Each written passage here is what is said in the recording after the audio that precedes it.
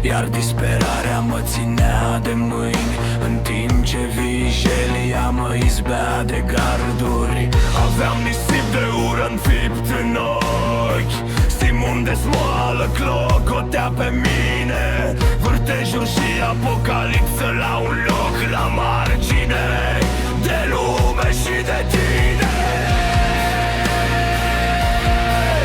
La margine de lume și de tine.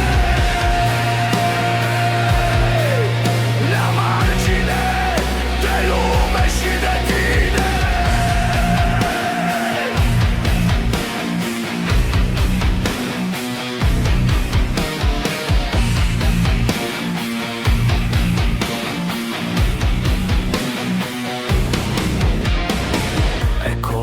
Largi de amplificat sentințe în care mă zbăteam descreierat.